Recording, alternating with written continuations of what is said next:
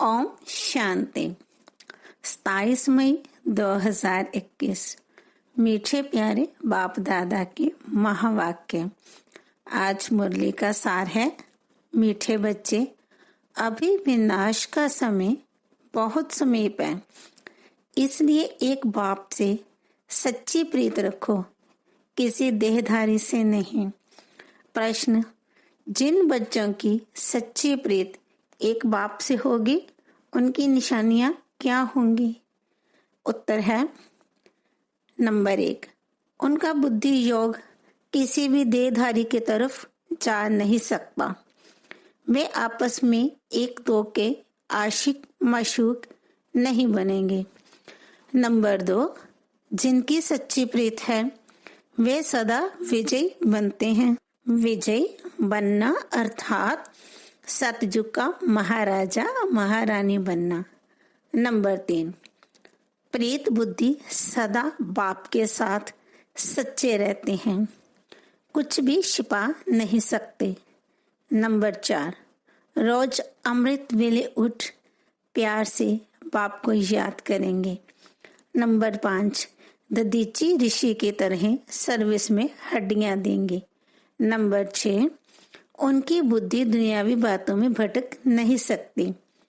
गीत है, ना वह हमसे जुदा होंगे। ओम शांति। यह ब्रह्मा मुख वंशावली ब्राह्मण कुलभूषण प्रतिज्ञा करते हैं, क्योंकि उनकी प्रीति एक बाप से जुटी हुई है। तुम जानते हो यह विनाश का समय है। बाप बच्चों को समझाते हैं कि विनाश तो होना ही है। विनाश काले जिनकी प्रीत बाप के साथ होगी वही विजय पाएंगे, अर्थात सतयुग के मालिक बनेंगे। शिव बाबा ने समझाया है, विश्व का मालिक तो राजा भी बनते हैं तो प्रजा भी बनती है, परंतु पोजीशन में बहुत फर्क है। जितना बाप से प्रीत रखेंगे, याद में रहेंगे, उतना ऊंच पद पाएंगे। बाबा ने समझाया है, बाप की जात से ही तुम्हारे कर्मों का बोझा भस्म होगा। तुम लिख सकते हो कि विनाशकाल विपरीत बुद्धि। यह लिखने में कोई डर की बात ही नहीं है। बाप कहते हैं, मैं खुद कहता हूँ कि उनका विनाश होगा और प्रीत बुद्धि वालों की विजय होगी। बाबा बिल्कुल क्लियर कह देते हैं, इस दुनिया में प्रीत तो कोई की है नहीं, तुम्हारी ही प्रीत है। बाबा कहते हैं, बच्चे, परमात्मा और श्री कृष्ण की महिमा अलग अलग लिखो तो सिद्ध हो जाए कि गीता का भगवान कौन है। यह तो जरूरी है ना। दूसरा, बाबा समझाते हैं, ज्ञान का सागर, पतित पावन, परमपिता या पानी की नदियां। ज्ञान गंगा व पानी की गंगा, यह तो बहुत सहज है। दूसरी बात, जब प्रदर्शनी करते हो तो सबसे पहले निमंत्रण देना चाहिए गीता पाठशाला वालों को। वे तो ढेर हैं, उन्हों को खास निमंत्रण देना चाहिए।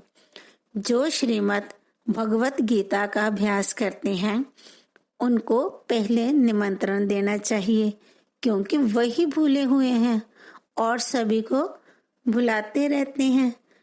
उनको बुलाना चाहिए कि अब आकर जज करो, फिर से समझ में आए सो करना, तो मनुष्य भी समझे। ये गीता वालों को बुलाते हैं। शायद इन्हों का गीता पर ही प्रचार है। गीता से इस वर्ग की स्थापना हुई है। गीता की बहुत महिमा है, परंतु भक्ति मार्ग की गीता नहीं। बाप कहते हैं, मैं तुम्हें सत्य ही सत्य बताता हूँ। मनुष्य जो अर्थ करते हैं वह बिल्कुल रॉन्ग है। कोई भी सत्य नहीं कहते, मैं ही सत्य बताता हूँ। परमात्मा को सर्वव्यापी कहना भी सत्य नहीं है। यह सब विनाश को प्राप्त होंगे और कल्प कल्प होते भी हैं। तुमको पहली मुख्य बात यह समझानी है। बाप कहते हैं, यूरोपवासी यादवों की है विनाश काले विपरीत बुद्धि। विनाश के लिए अच्छी रीति तैयारियां कर रहे हैं, परंतु पत्थर बुद्धि समझ नहीं सकते हैं। तुम भी पत्थर बुद्धि थे, अब पार्श बुद्धि बनना है। पार्श बुद्धि थे, फिर पत्थर बुद्धि कैसे बने हैं, यह भी वंडर है। बाप को कहा ही जाता है नॉलेजफुल, मर्सीफुल। बाकी जो अपना ही कल्याण करना नहीं जानते, वे दूसरों का कल्याण कैसे करेंगे। जो नॉलेज ही धारण नहीं करते तो पद भी ऐसा ही पाते हैं। जो सर्विसफुल है वही ऊंच पद पाएंगे, उनको ही बाप याद प्यार भी करते हैं। नंबरवार पुरुषार्थ अनुसार होते ही हैं। कई तो यह भी समझते नहीं कि हमारी बाप से प्रीत नहीं है तो पद भी नहीं मिलेगा, चाहे सगे बने व सौतेले बने। विनाश काले प्रीत बुद्धि नहीं होगी।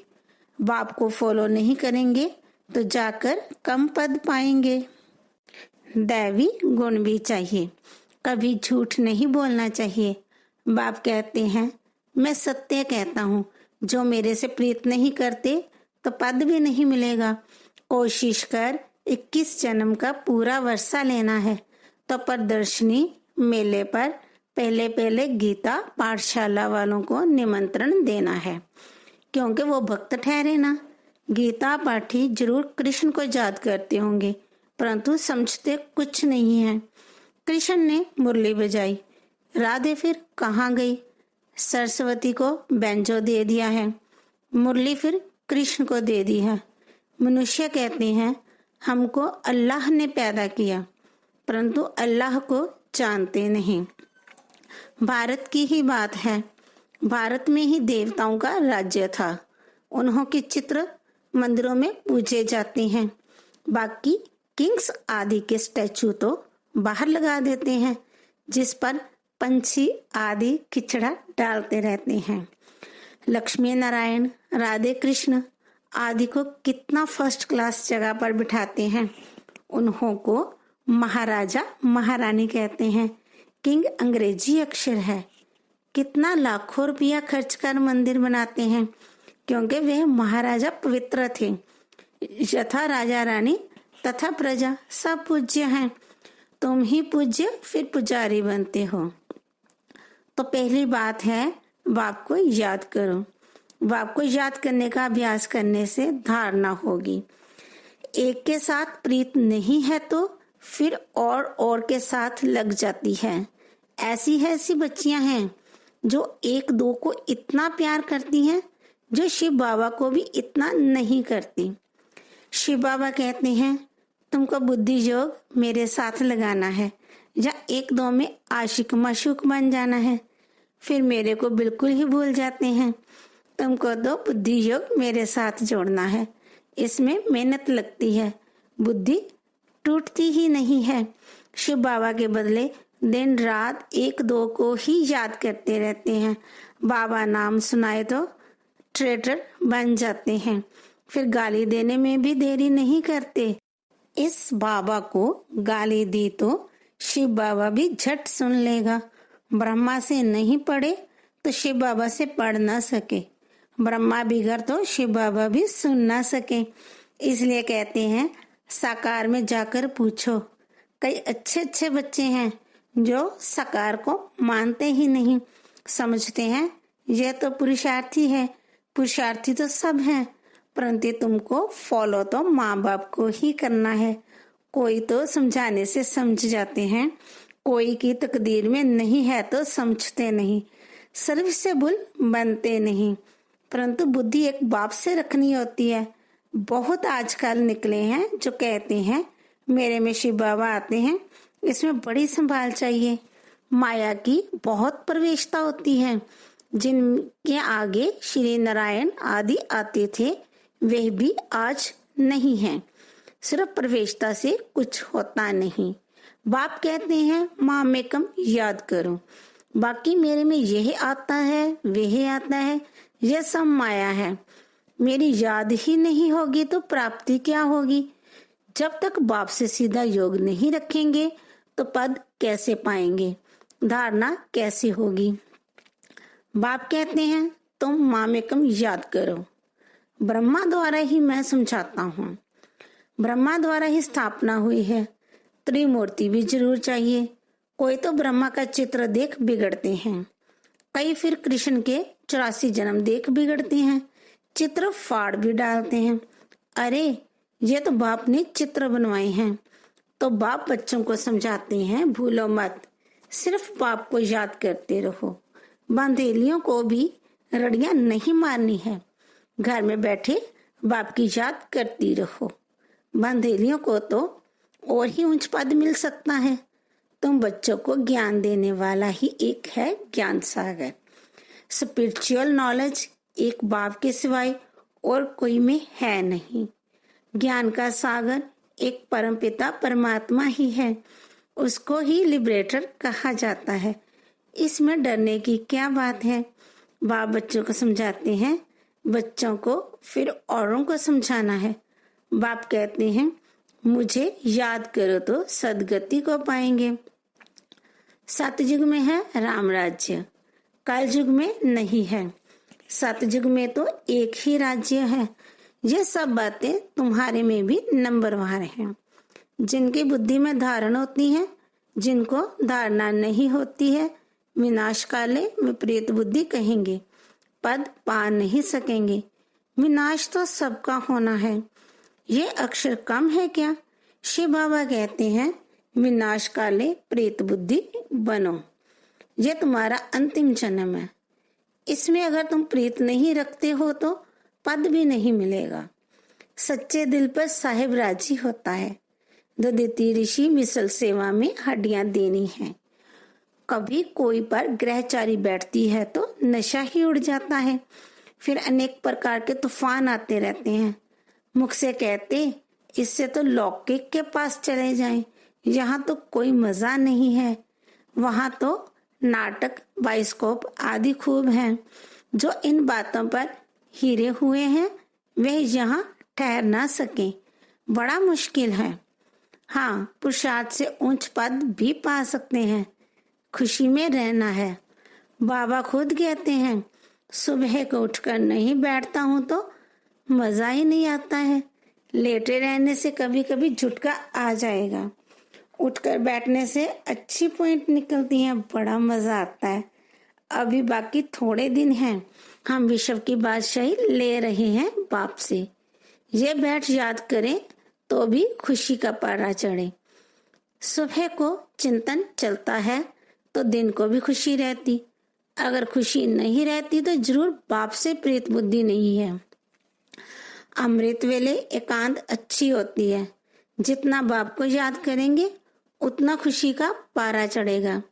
इस पढ़ाई में भी ग्रहचारी बैठती है क्योंकि बाप को भूलते हैं। बाप से वर्षा लेना है तो मनसा वाचा कर्मणा सर्विस करनी है। इस जन्म में ही यह अंतिम जन्म व्यतीत करना है। अगर और दुनियावी बातों में लग गए तो फिर ये सर्विस कब करेंगे। कल कल करते मर जाएंगे। बाप आए ही हैं स्वर्ग में ले जाने के लिए। यहाँ तो लड़ाई में कितने मरते हैं, कितनों को दुख होता होगा। वहां तो लड़ाई आदि होगी नहीं। ये सब पिछाड़ी के हैं, सब खत्म होने हैं। निधन के ऐसे मरेंगे, धनी के जो होंगे वे राज्य भाग्य पाएंगे। प्रदर्शनी में भी समझाना है कि हम अपनी कमाई से, अपने ही तन मन धन से अपना राज्य स्थापन कर रहे हैं। हम भीख नहीं मांगते हैं, जरूरत ही नहीं है। ढेर भाई बहन इकट्ठे होकर राजधानी स्थापन करते हैं। तुम करोड़ इकट्ठा कर अपना विनाश करते हो। हम पाई पाई इकट्ठा कर विश्व का मालिक बनते हैं। कितनी वंडरफुल बात है। अच्छा, मीठे मीठे सीखी लदे बच्चों प्रति माता पिता बाप दादा का याद प्यार और गुड मॉर्निंग। रूहानी बाप की रूहानी बच्चों को नमस्ते। हम रूहानी बच्चों की रूहानी बाप दादा को याद प्यार, गुड मॉर्निंग और नमस्ते। शुक्रिया बाबा। धारणा के लिए मुख्य सार। नंबर 1, अमृत वेले एकांत में बैठ बाप को प्यार से याद करना है। दुनियावी बातों को छोड़ ईश्वरीय सेवा में लग जाना है। नंबर 2, बाप से सच्ची दिल रखनी है। आपस में एक दो के आशिक मशूक नहीं बनना है। प्रीत एक बाप से जोड़नी है, देहधारियों से नहीं। वरदान है, स्वार्थ शब्द के अर्थ को जान, सदा एकरस स्थिति में स्थित होने वाले सहज पुरुषार्थी भव। आजकल एक दो में जो लगाव है वे स्नेह से नहीं लेकिन स्वार्थ से है। स्वार्थ के कारण लगाव है और लगाव के कारण न्यारे नहीं बन सकते। इसलिए स्वार्थ शब्द के अर्थ में स्थित हो जाओ, अर्थात पहले स्व के रथ को स्वाहा करो। यह स्वार्थ गया तो न्यारे बन ही जाएंगे। इस एक शब्द के अर्थ को जानने से सदा एक के और एक रस बन जाएंगे। यही सहज पुरुषार्थ करना है। स्लोगन है, फरिश्ता रूप में रहने से कोई भी विघ्न अपना प्रभाव डाल नहीं सकता। ओम शांति।